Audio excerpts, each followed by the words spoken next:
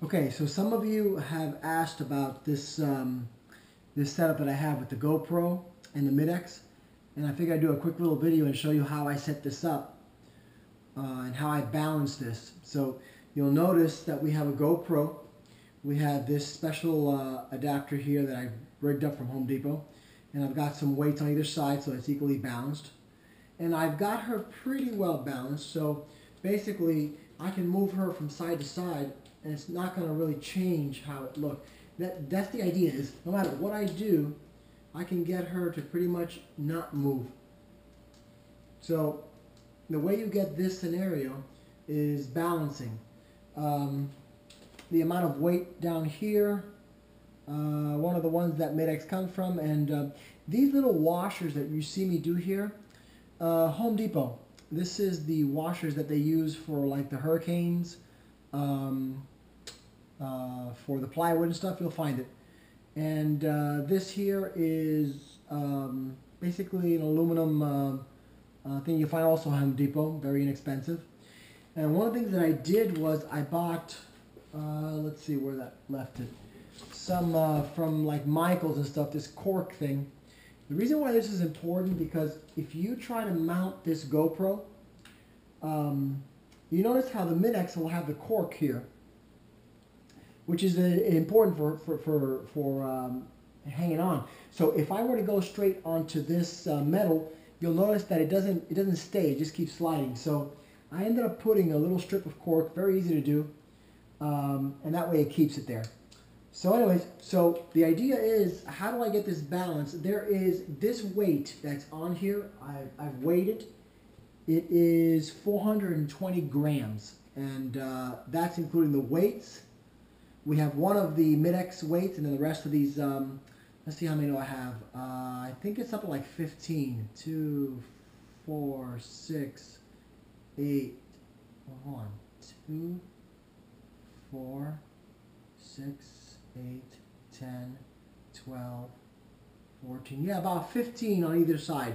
Either way, you can look at it. It should be a total of about 420 grams with the weights on both sides, and make sure it's equal weights, and this metal piece here. The GoPro itself is, with the casing, is about 198 grams.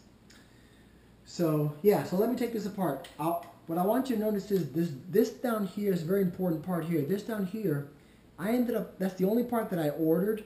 It's actually a shaft that is a little longer, because the one that MidX comes from, or comes with, I should say, it doesn't quite make it all the way to the top so that I can hook the GoPro. And I mean, it does, but it's really, really close. You can make it work, but you don't have a lot of room for error. So I ended up ordering it from a website, and it was basically just, I mean, you can find it on eBay. Longer shaft D-ring. This was, it happened to be treasuresale. You can find it anywhere. I don't know if you can see this. Let me see if I can show you this. This is where I ordered it. And measurements, let's see here. It is, total length was 18.4 millimeters. The shaft was 15 millimeters, the threaded part was 9 millimeters, and the no threaded part was 6 millimeters. The head was 20 millimeter diameter. Anyways, I got it for, what was it, 10 bucks, and that's with free shipping. So yeah, that was with treasuresale, but I'm sure you can find it anywhere. But that's the thread that I bought. So let's take this apart and take a look at it. So I'm going to go ahead and unwind it just so you can see what I did. And one of the things that I did, which is really important, let's take this out, is, again, so there's the cork that I was saying. When I take this out, I made marks with a felt pen or like a permanent marker, so that when I have to pack and go somewhere, and I put this back, I know where to put it, and I'll be pretty close to balance. So you'll notice this shaft is actually longer, and the only, I mean, the way to remove this is actually quite easy. You take these little things right off with an Allen wrench. This comes out, pops down, and you can put the new one in, whatever you like. So yeah, so this is the device that I used, and like I said, 420 grams. you should be able to use this. And let me see if I can put it back on there real quick here. I'll probably fast forward this for you guys, so you don't have to be bored here, but I'll put it back on here just to show you how you can balance this out. And I'll show you what it is, what are the tricks to balancing this. So I don't have to have it exactly tight. I want to move it, and I have my marks. So I think it's right about there. I want to make it perpendicular. Make this straight. I'll leave it loose so that I can see what it feels like. So this is how you balance. So right now you can see it tilting. It's tilting off to this side. So I don't have it just right. Let me see, make sure I have it perpendicular. This is not right. There it is. All right, so there it is. But notice how it's, you come all the way down, and it takes a long time to come up. I come up, and it's pretty quick coming down. So it's telling you it's tilting forward.